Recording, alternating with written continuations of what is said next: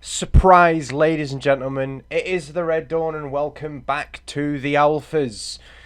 In today's For Honor video, we're going to be doing a guide that I wish I did a long fucking time ago. We're going to be covering Jorm, one of the only recently released characters that's not a bag of shite like Zanhu, but we'll cover him in a completely separate video. But it's a pleasure to be back doing the guides on this game, ladies and gentlemen. Roll the intro and let's get this shit started.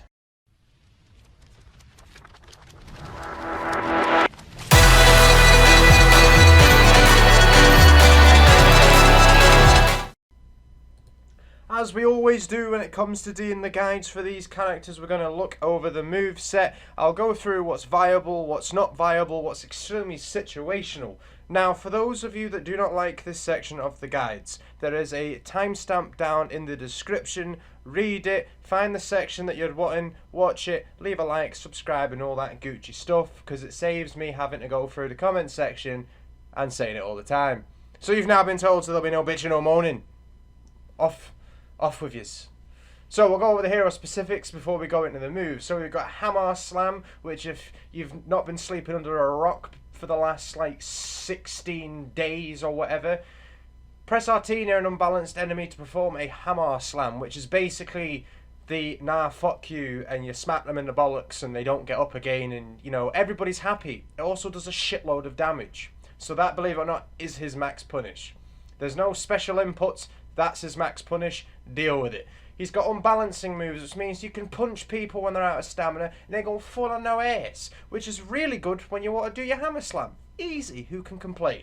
So we've got enhanced light attacks. They're not interrupted on block, which is really, really good. And they have superior block, which again is, well, they're still interrupted on superior block, but you get what I mean, you know? They're not interrupted on a standard block. If you're hitting a concrete, tough shit. Undodgeable light finishes. So this man can slap people who like to press the A button or your dodge button way too much. Handy, but also parry bait, so be careful. Uninterruptible moves, so yes, he has hyper armor. You know, whoop-de-doo, happy days, another fucking character with hyper armor. Good job, For Honor. Yay! Unblockable finishes. Pretty self-explanatory. It's the last heavy of a chain's unblockable. You know, that's handy. Chain starters, so he has chain starters. You can read that yourself, you know. As we all know, I'm pretty shit at that type of stuff. And now we've got Serpent Smite Cancel. Easy, right? Jotun gift follow-ups, so the punches and stuff like that, you can either, throw them or attack them. Easy. Revenge mode, and then Renown, which is the same on every character. But now into the juiciness. As you can see here, there's not much. It's a fairly simplistic moveset. But like the Warlord, if used correctly, this moveset is dirty. Especially in 4v4s. Duels, probably not so much. So a double light attack, very situational, but can be quite handy to keep your opponent down if you start using the baits, in a sense, his punches, his heavy feints and whatnot. Really good. Then his light into heavy, that's going to be one of your bread and butter feint moves, simply because of the fact that that initial light is quite quick. You can slap them out of something, follow up with that unblockable heavy, feint it into a grab, and a GB into another light attack, potentially another heavy attack when you've started it up a little bit later to get the hyper armor. There's a lot of things you can do with that. So that is your bread and butter for this character. That is what you'll be using the majority of the time. This one, probably not so much. Maybe after a light parry, but that'll probably be it. I don't really use this one, simply because of the fact that that heavy is easy to read. Unless you know what you're doing with the heavies and the feints, they're going to parry it and you're in a bit of trouble, so be careful with that one. And it's the same with this one. I hardly ever use double heavy, because it's a bit pointless unless you're throwing it out, every other combo started or whatever it is. That's probably going to get you killed if you keep doing heavy all the time. It's parry bait, so be warned. Jotun's Farewell, which is just, after any opponent, you do all the good stuff that we'll go into later on with the grabs and stuff and such.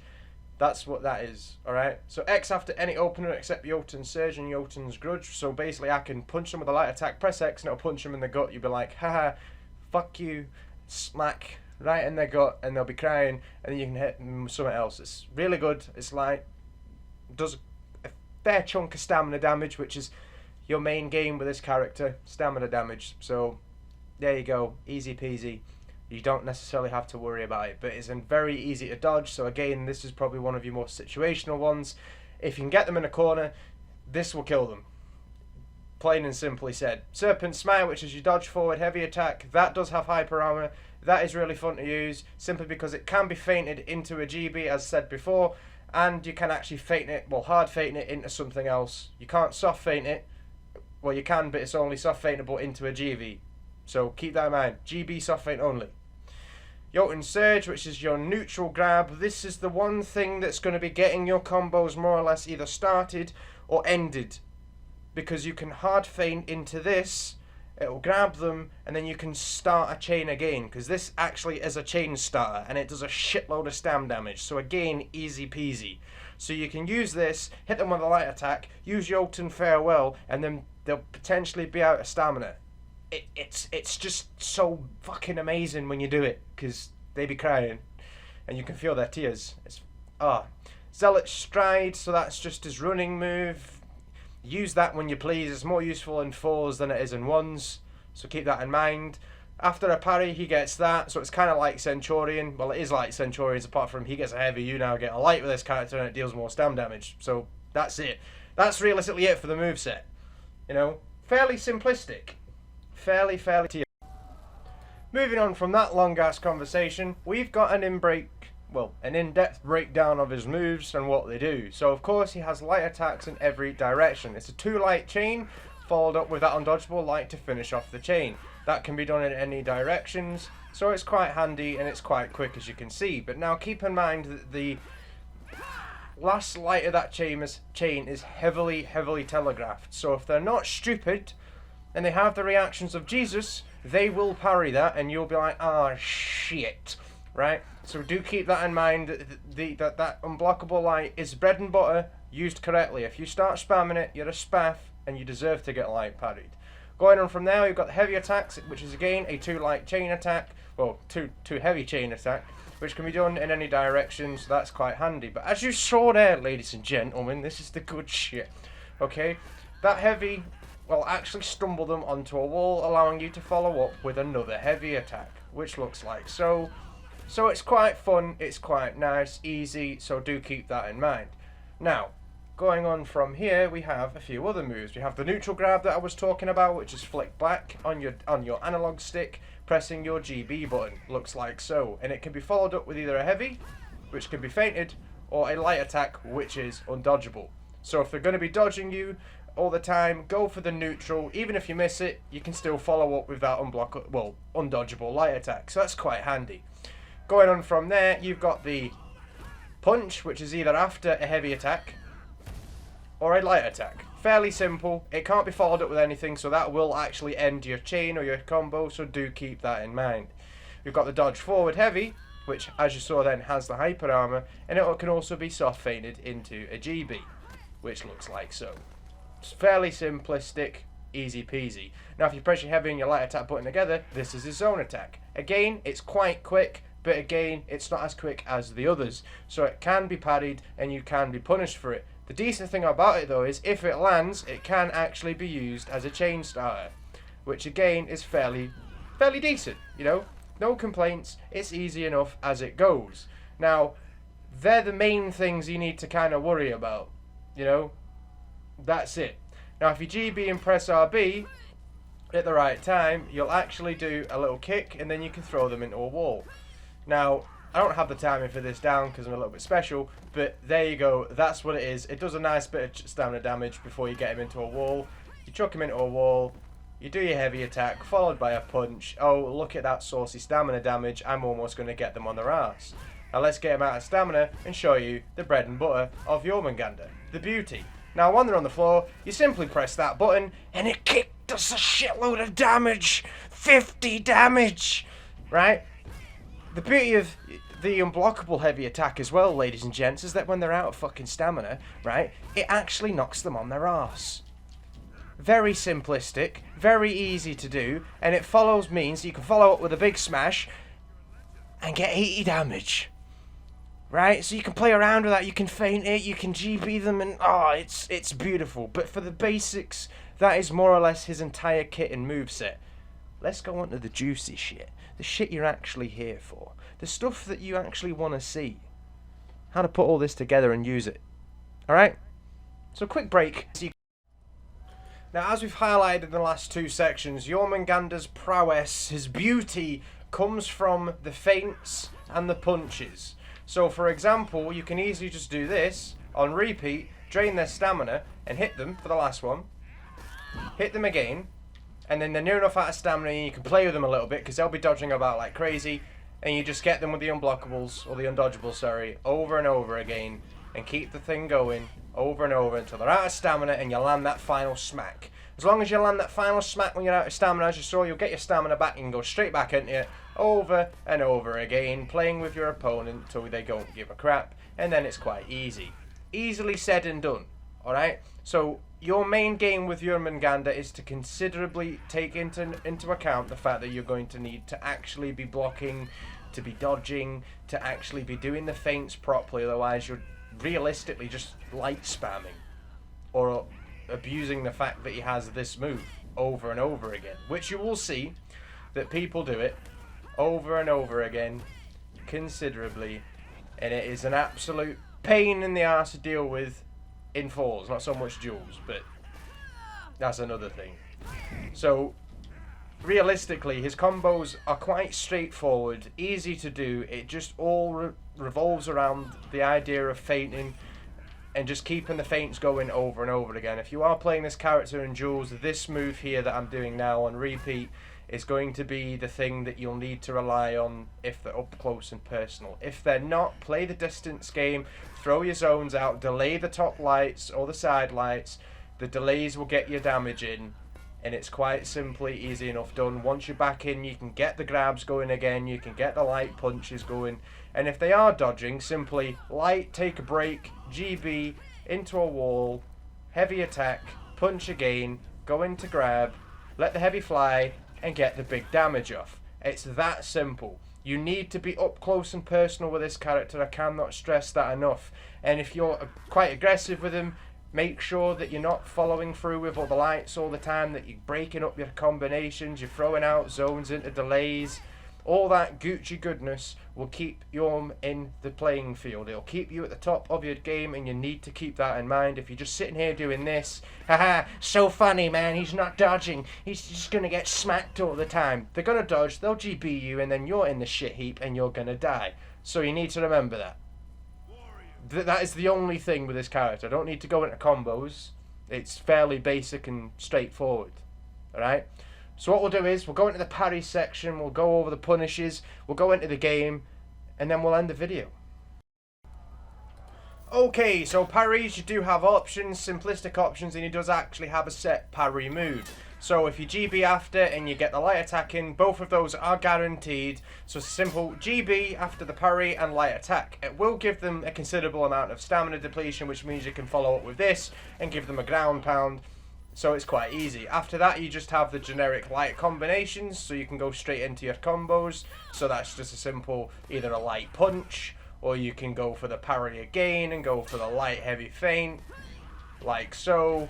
Easy peasy, quite simplistic. Of course, straight after you can also follow up with the zone attack, which is probably going to give you a little bit more damage output than simply just following up with a light attack, because you can actually follow up with a punch straight after that as well. So your best, if you're not going to go for the generic, parry punish, which is this, what you realistically need to be doing is going for that zone attack.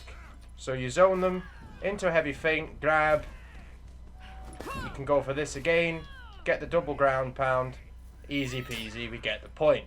So those are the parry punishes you need to concern yourself about. You know that the fact that the move here will actually put them on a wall and put them on their ass, which again is quite handy, so you can't really complain here. It's easy enough, easily said. Let's get into the game, show off some of the gameplay, get Jorm in the battlefield, and show you guys what this character is physically fucking made it in the duels. Let's do this. Round 1. Right, so we're up against a raider here, so this is probably going to be a little bit more sweaty than I anticipated, but it will get the job done and serve the purpose. So going in with a feint, into the delayed punch, delayed grab, delayed light. Back away, I'm out of stamina, and wait for him to retaliate. He's going to be coming in with that unblockable, simply retaliate with that. Go for the GB, heavy into punch, wait, then go for the ground slam and back away yet again. He's going to come in on the offensive now, so it's a simple case of wait and play the time. Go for the grab, into GB, into punch, and then go for the ground pound. So as you can see, it's a case of always evaluating your situation, going in, coming out, going in, coming out. The punish if they miss an attack is going for that neutral grab, because you can then follow up with damage. You can then play with them, as well as getting that stamina bar depleted as quickly as possible for that ground pound. Now I'm going to follow through with the heavy this time, into a delayed top light, into a neutral grab, GB, into a punch, and back away. So I'm keeping my ground, I'm keeping the combos going. It's that simple. So now what I can do here is go for the parry, follow through with the heavy, and let's see what he's going to do. Again, playing the smart game here, go for the neutral, follow up with that light. He's going to go for the light attack. Nice, he's now out. Now I just got to wait, bide my time, go for the grab. Oh, he dodged it, very nice. Zone, top light. He went for the parry. Oh dear. This is where shit can get dangerous now, boys. Go for a punch this time. Go for that ground pound. Now he's going to come out really aggressive. Simply back away and take your time. Go for the punch. Now he's out of stamina. I can play with him. Go for the top poke, side poke, left follow through. Oh, parry! Oh shit. Yeah, boy! Out of stamina light attack. Woo! So, you know, you've got to be quite methodical. You've got to go through the feints and then every now and then let the things out. So it's basic with the way that you've got to go through with it. But when mastered properly, you'll own the battlefield quite easily. So now let's just play the patience game. He's going to try and go for the hyper armor. Go through, light attack. Go again, light attack. So now I can play with him. Go through the punch.